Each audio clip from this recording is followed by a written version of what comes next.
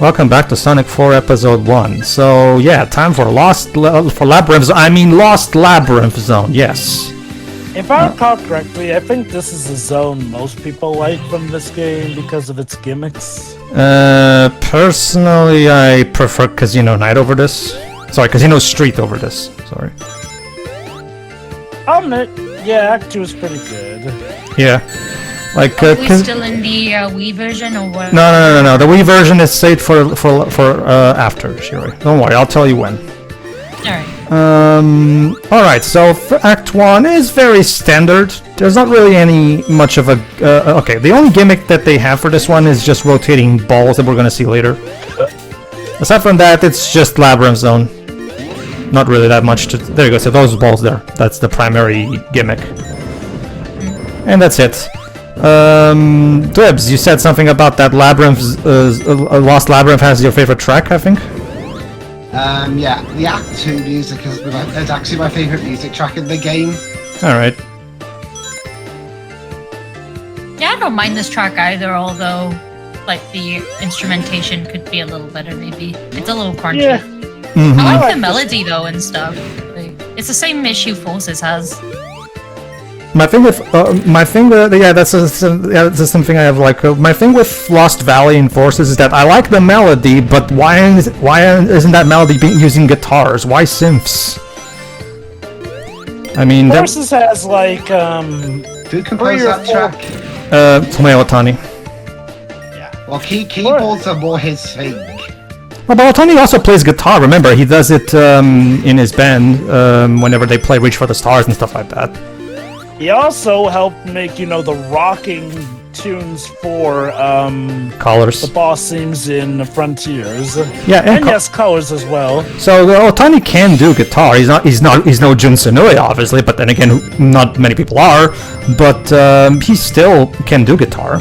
Anyway, basically the idea is you press back on the D-pad to keep yourself from falling, and that's it. It's brainless, trust me.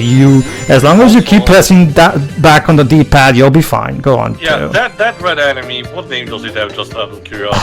I forgot. Well, regardless, can someone explain to me the general point of that? As in, I get it, the gimmick, you know, you have to wait until it shoots away the spiky orbs, and then you're allowed to hit that, but... for a Sonic game, it literally forces you to stop and... Yeah, remember, Teo, It's actually a fairly commonish enemy in the Sonic games, but I get Okay, the trick is to hit it diagonally between the spikes so that you can deal with it quicker. Yeah, not to mention, that's the thing to remember, this is based on Sonic 1, and Sonic 1 is the slower, well, either 1 or CD. I think I'll have to think about it a bit. I mean, which to one. be fair, that enemy's been in stuff beyond Sonic 1. True, but I will argue the ones in Sonic 2 and 3 are, well, for example, the ones in the ones in Starlight Zone, those don't throw the balls like at you. But later ones still. Yeah, the ones in Sonic 3. Why did you stand right underneath that bolt, I think? Because Whips. No, let me guess. You were impatient and ended up moving around there at the time. Tio, it's Sonic 4. What momentum is there? There is no I momentum. haven't played it. That's okay. Don't worry, Teo. You don't bother. It's not worth playing. Go on, Joe. Look, I'll say this. If you're gonna do Sonic 4, just go ahead to Episode Metal and then do Episode 2, essentially. But you have to buy Episode 1 to get Episode Metal. Yeah. So in that case, like I said, just skip ahead to Episode Metal. Like, at that point, it's a package deal. But, you know, I guess at that point, go ahead and play through Sonic 4 Episode 1, but just don't really bother with the Chaos Emeralds. For example, that is that enemy with the green one that we passed through. That one is more logical because, you know, in that case, the spiky balls are more, you know, a case of extending and contracting, you know. That makes more sense. You have to wait until that point. But with the red one, they're actually tied close to that. If it helps, you just have to wait until it reaches at least one of them. If it helps, Teo, I've never been a big fan of those enemies either. Again and again. The trick with those ones is to launch your jumps just right. Yeah. That's how it was in the classics. It was basically like if you wanted to deal with them quick before they let down all the spikes, you would need to time the jumps just right. Yeah, in regards to the challenge. What a Sorry. Go on. That, or if you use the speed enough to just traverse over them. What a forgettable act. Like seriously, it's so like the level design in that one was just so bland. I'm fine with that act, but I'll agree it's far from this game's best. This game I kind of just put into the it exists category. Yeah. Like, it's not even that it's horrendous or anything, it's just that, oh boy, Look, it is certainly some just there, like... Some comment Johnny put it best in his review of episode 2 from back in the day. The biggest problem with this game is its name. By making it a sequel to Sonic 3 and Knuckles, you're giving yourself massive shoes to fill, and it doesn't even remotely get close to doing that. Oh, Which you is mean really like strange, because wasn't that name kind of almost last minute? Yes, wasn't even it was. supposed to be called It that in the was. first It place. was originally called Sonic the Portable, and you can still see that title in the background of Casino Street, Shiroi. Yeah, I think we mentioned that Huh. in the first one. Part of me doesn't even really get what the mentality was. Well, okay, let's see. This game was released in Playtime, 2010. 2010. So I guess around the time they've been going for a bit more of a classic push. Yes, between this remember and Jova, others. this was right after Black Knight. At the time, critic vitriol... Right, now I remember. Right Okay, at the yeah. time, Jova, critic vitriol against Sonic was at an all-time high, and Sega was desperate for any kind of critical win. So this was basically their desperate way of going. See, it's like the classics that you like. That's good. It might have been another factor contributing to that. Might have been, Capcom releasing Mega Man 9 and 10 around the same That too, yeah. In a sense, it was sort of, I don't want to say their full-on deal with the devil, but it was definitely a point where they made sacrifices. Okay, granted, Sorry. Oh, go on. Granted, this can be contrasted with how Sonic Colors actually was a legit good game, and that one earned a good bout of reception from both critics and fans. Although, let's see, if I recall correctly, I think there were actually a good amount of fans who did love Sonic for Episode 1 back in the day because, believe it or not, part of the hype cycle for that game was showing a list of character names. Yeah. One by one, the character names would be eliminated.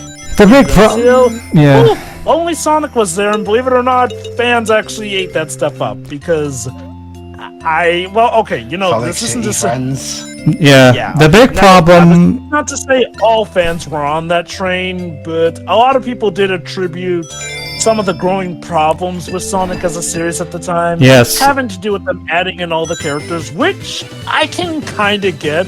Don't get me wrong, I don't agree with that, but I will agree that all the different play styles that characters were having by the time of 06 certainly weren't helping. Yeah, like the Final Fantasy series kind of had a similar period where, because of the terrible reputation of the Lightning Trilogy, they actually released Breath of the Fault as an attempt to get, that was Team Azanos, aka the team that is now famous for making Octopath Traveler and Project Triangle.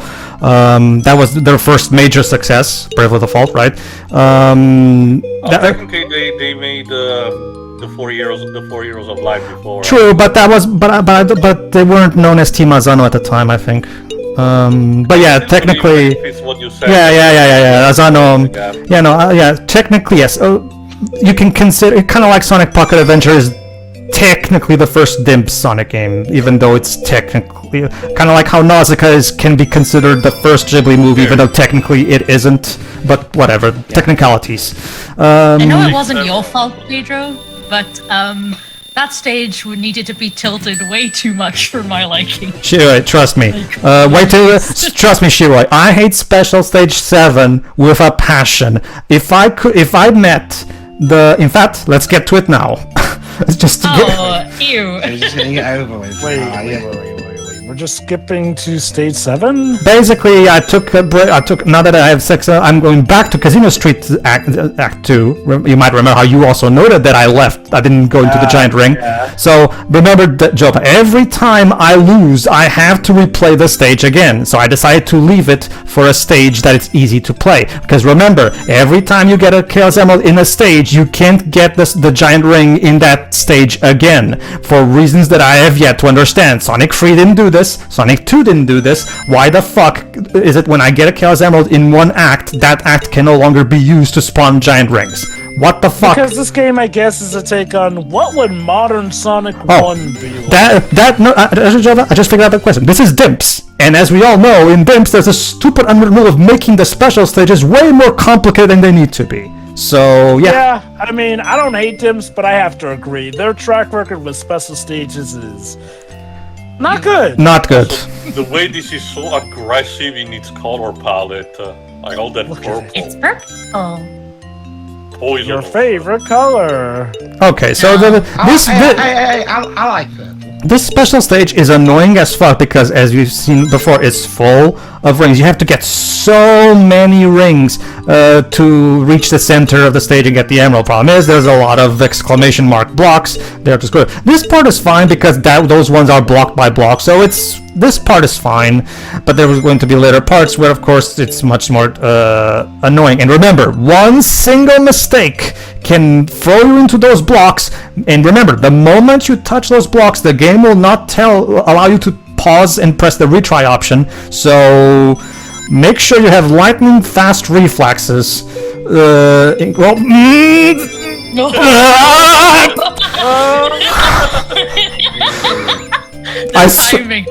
not even kidding you guys. I am not even kidding you guys. I'm pretty confident my heart nearly exploded during that moment. For once, the recording curse did not screw you over. I'm not even kidding. I'm not. Can you imagine how much fear I was during that moment? I started crying. Jesus Christ. Oh. Welcome to Project. You're finally done with the special stages. And hey, you managed to demonstrate to be able to do that without cheating, so there's that. Yeah. I don't know. I don't know if that makes me brave or stupid. You need to be a bit stupid to be brave. So I don't know. All right, so no, trust me, Tail. This is the good version of this act. No. I do remember because in the original run, this part quite a debate between you and Jova. All right, so like I said, this is actually aside from Casino Street Act 2, Lost Labyrinth Act 2 was also the other act that was heavily revised during that 3-month delay. Replaced completely by the other version. We're going to jump back into the Wii prototype after this to see how the original Act 2 was before the delay. For now, here's the gimmick. It's dark, but you have a torch and light torches. That's basically it. It's simple, but it's a neat gimmick, honestly. Yeah, like I said, that's the sad part, Jova. These acts that were made over the course of 3 months, and they're the most creative acts of the game. They were made. I'm supersonic. Remember, these 2 acts were replacements that were made over the course of 3 months because of feedback, and yet they're the best ones.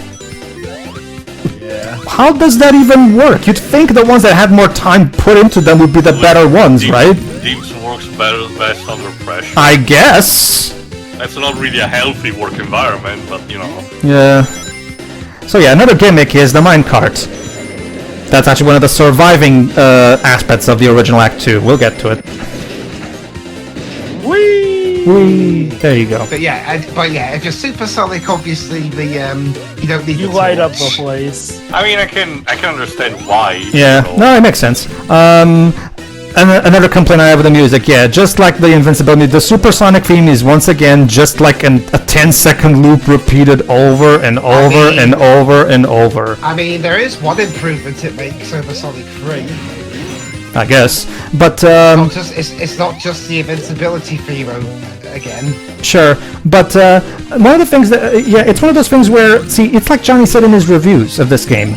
Like the big problem with the music is more the repetition of it because it's just 10-second loops. It's like June, for whatever reason, was so afraid to let the tracks go for more than 10 seconds before looping them, and I don't get why.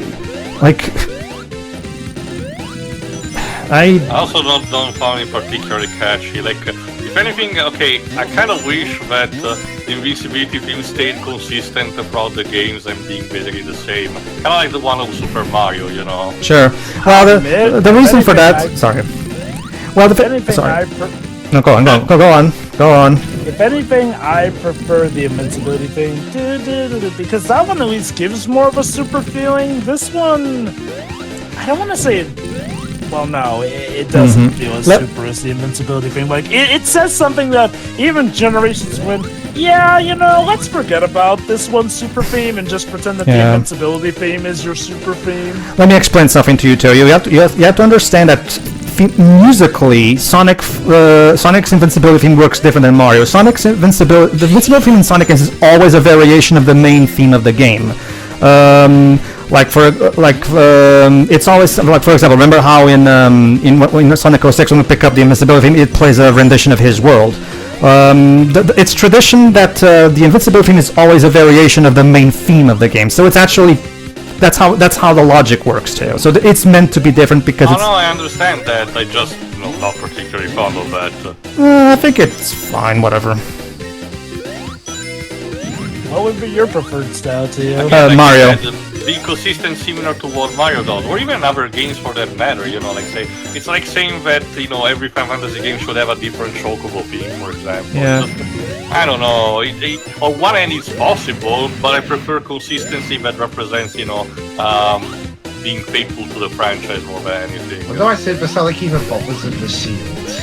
The thing with that, Teo, is that music in Sonic franchise has never been consistent. So if anything, it's tradition that each game has its own musical identity. If anything, so. I understand what you mean. It's similar to what before. It's just I'm not particularly fond of that. I guess. Personal preferences and all that.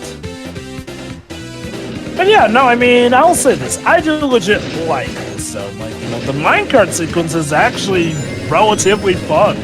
And again, the going on for a bit long. Now imagine, Job, if we didn't have the 3-month delay and we had to deal with the act that we're about to do right now. Not to mention, without Supersonic, you have to rely on the torch, so I guess it might be a bit of a pain in the ass. It's actually not too bad, actually. It's not too bad.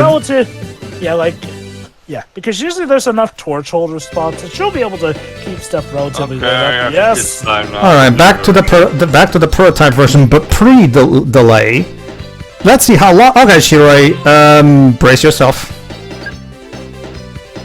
Sure, I guess. All right, so here's how this works too. I remember that from the original round. Don't worry. Okay then, so yeah, well, for the sake of those who are watching this first time and haven't seen our old playthrough, here's how this act works. You don't control the minecart. Well, you can jump the minecart, but you can't move it. Instead, just like the special stages, you control the stage. You're supposed to rotate the stage, and for whatever reason, the developers decided to implement momentum in this act. Because, hey, look, momentum! I asked this earlier, but isn't this how the mobile version works too? Yes, the mobile version retains these acts. The new acts. I'm pretty sure I played the mobile version. Yeah, the new acts that me and Joe were talking about were only added to the console versions and PC version. Well, anyway, this is awful. Yeah, this is terrible. Remember, imagine someone who has motion sickness playing this. It's atrocious. And even if you don't have motion sickness like me, it's still annoying as fuck because the motion controls are terrible. Imagine controlling. Guys, look at that. We got momentum working fast. How wonderful. I forgot if I asked, but did Dimps also develop the 3DS version of Sonic Lost? Yes, and it's terrible. No, because I was wondering, because the special stages in that version do also feature heavily using the gyro control. Teo, here's how it works. Dimps and special stages means trouble. It's that simple. It's that simple. Has anyone actually been able to record themselves doing all the special stages, given, how a not all of capture them. card... I remember Johnny giving a try when he reviewed the game. Yeah. Reminder that recording those special stages for our playthrough gave me backache. Wait, hold on. You were able to do those, but given how a capture card works... don't you remember I explained in the playthrough how I did that, though? Yeah, you emulated it, I know. But I'm asking if anyone has actually done that, with a capture card. Oh, no. I'm pretty sure. How can you even do that? You have to rotate your 3DS non-stop, so you're going to get the wire tangle. How do you even do that? I'm pretty sure that's Remember, like when Tom64 did his playthrough, he had to play with the 3DS turned backwards to him and just look at the capture window instead of the 3DS itself. I think Some Call Me Johnny actually talked about recording the ones for Lost World, the 3DS specifically, and he said it was a wire nightmare. Yeah. Basically, for context here, there are some bouts where you will have to do a complete 360-degree spin while playing those. Oh my god, this is literal torture. I like. Yeah, I think one thing that doesn't help is that despite a bit of a boost at the beginning, you don't really have a 100% clear idea where are you supposed to go. I know it seems like I'm fucking up, but trust me, you have to understand that the physics are so slippery in this fucking minecart. And this, ladies and gentlemen, is what it was like for me watching Ben-Hur 2016. Well, there you go. Wow. Okay, seriously, the bike, sorry, not the bike, but the chariot race like this. By that I mean I got motion sick watching that movie, and I don't often get motion sick. Like, they're doing the monkey ball thing of having you control the stage, but they miss the point of why that works for that. Yeah, basically. Imagine playing this stage with the 6-axis, because that was the original plan.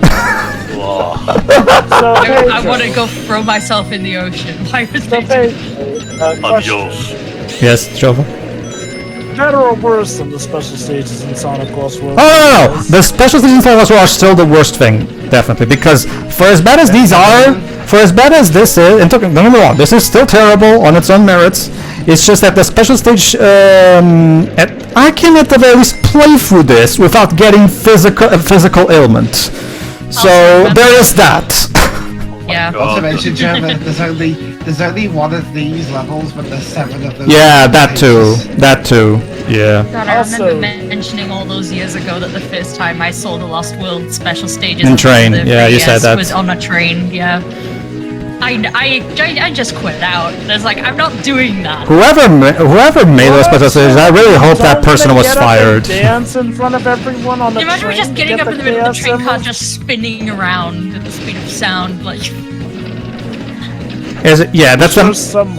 Basically, what happened was because of the PartnerNet 360 leak, people saw this stage and they saw how terrible it was. So there was a big backlash online, and that's why Sega delayed the game for 3 months to replace this stage with the Torch one. So just think about this for a moment, guys. If the game didn't have a leak, we would be stuck with this. Just think about that for a moment. I'll stop thinking about it. Jesus Christ. Still thinking about it. You have to understand, the motion controls on the Wiimote are really bad. This game doesn't make good use. Remember, this is the same company that also made terrible use of the gyro controls on the 3DS Lost World game. Like, dimps, stop trying to use motion controls. You suck at it. They're not the future. Also, God, I forgot what I was about to say. Sorry. Anyway, okay, no, there you go. At least the game has the courtesy of having that animation of Sonic, grappling onto the cart if you tilt it, 180 degrees and you suspend it midair. Because I'm surprised that knowing how dickish this tends to be, they did not do something like saying that if you tilt it like I just said, you literally fall to your death. Actually, Teo, that's what they do. Well, you didn't seem to. No, but that's the thing, Teo. When he's grabbing by just one hand, you have only like a few seconds to tilt yourself back before he falls. But if you leave him in that position for too long, he will fall to his death. Actually. It still feels more generous than what I thought, at least. Jesus Christ! Fuck this stage. It's still going. Oh, there you go. Oh my God, it's done. We're done. Oh my God. Sonic has to wait before exiting stage right. Also, yeah, that Wii music. Can we go now? No, we still have Act 3 to do. Yeah, we got Act 3, sorry.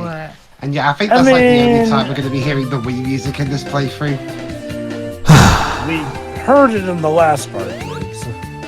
The last time, then. I don't think there are any more beta stages, quote unquote. To be perfectly honest with you, Dibs. I mean, the Wii music isn't even bad. No, it's not. Honestly, I don't think it's bad. It's just it obviously sounds a bit crunched because of the WiiWare space. I'm not really hearing it. I mean, I know you're not really a thing for certain sound chips, but Nah, I don't get it. Oh goody! Now we have the water lab. Honestly, I think the instrumentation on both versions of the soundtracks are bad. Honestly. Also, too, of course we got water. It is the Labyrinth zone after all. I mean, this is the water level of the game too, so yeah. Well, I don't want to be here. Yeah. So- This way. I don't want I want to be remove my here. presence post haste, please. Okay, so Some Dim's water levels are fine, like the ones Okay, in I Advanced do 1, and then you like, get, you know, this. I actually do like Sonic's new water bubble gathering animation. sure. It's one of those things where, again, okay. Fortunately, the level design, I will at the very least say that it's much more forgiving than Labyrinth Zone can get at its worst. So there is that. Supersonic, let's speed the fuck out of this. Oh, this part. Basically, you have to once again tilt the. What is your fascination with tilting the fucking stage dips in this game? I don't wanna. No, Pedro, I got it. Whoever was the main level design director at this game was traumatized as a child by having to constantly tilt the pinball machines. So this is what came of it. The thing is, tilt games were like kind of the thing on the Game Boy Advance SP and stuff. Yeah, basically. Ah, yes. Is it worth getting the extra life, Pedro? You got 84. I'm sorry, but it's my instinct. If I see an item box, I need to get it. It's like if I see a treasure chest in an RPG, I need to get it. I mean, I'm physically programmed to get It's that. just right there. It's not about the lies. It's about sending Pedro, a message. just because it's there isn't a good reason. Hey, I can say the same thing about killing people in that faction. No. Trevor, I did give a reason. They were complicit. So you're like that reason is bung. so Dwebs, you're like George Costanza's mom, because one of my favorite there's a really funny joke I like in Seinfeld where George finds a glamour magazine and one thing leads to another, and his mom catches him.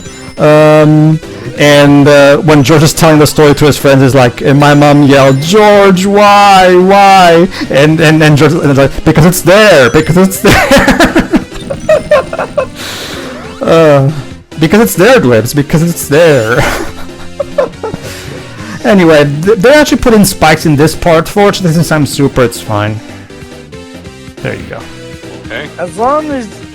Usually you're fine and safe from that stuff anyway, as long as you tilt yourself down as well. So... Go. Yeah, basically this game reuses the whole, waterfall gimmick from Labyrinth Zone, basically. There you go. And yeah, again, just like in the original stage, the waterfall keeps looping until you figure out the puzzle solution. There you go. Ah, okay. There we go. Act 3 is done. Don't worry, gang, we're out of here. What gang, Sonic? You're all alone. Yes. See the thing, we hate the friend. That was always the big problem with what Sega was starting to do around this time. That they were starting to listen more to critic feedback rather than fan feedback, even though the fans are the ones who are actually buying the games. But whatever.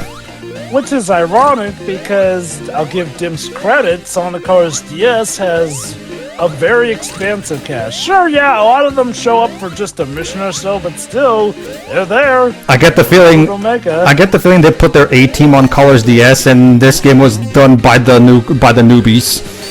I wouldn't be surprised since Colors DS pretty much feels like Rush Free. Yeah, it was originally Rush Free, Jilla, but mid-development Sega told them, actually make it a handheld version of Colors.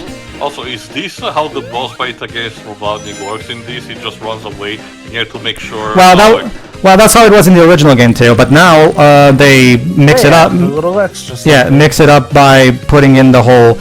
I don't really like this particular part because, I don't know, I don't know, I just don't like this... I just don't like this... That's fast. It's a bit of a puzzle boss, essentially. You gotta position yourself right so that you don't get squashed. My problem is that one single mistake and means you're dead You're and done. at the start. Yeah. Well, Final Zone had that in Sonic 1. I've never really had too much of an issue because I feel this like time around the closing in on the boulders felt more natural. It's just for the first time it happened, it felt a bit sudden. I Yeah. think that might have been because it's your first time truly noticing that. Like, I've never had a problem with this boss because usually I felt that the game gives you usually well enough time to know, okay, I need to position myself here, or at least In my hit instance, him. I would need to pause it to have a look. Yeah. Run along. See, Cookie, there's the Sabrina. king. Be free, guys. Go get crushed over there. Oh wait, no. I'm by free. Oh no, water ripping down. And that is how the Flickies died, ladies and gentlemen. Lovely. Yeah, Sonic- It's happened Sonic several times killed in the this fire. series, actually. What a Sonic shame. releases them into certain danger. Tune in next time, everybody, where we finish episode 1. Yeah. Yeah. Oh, dear.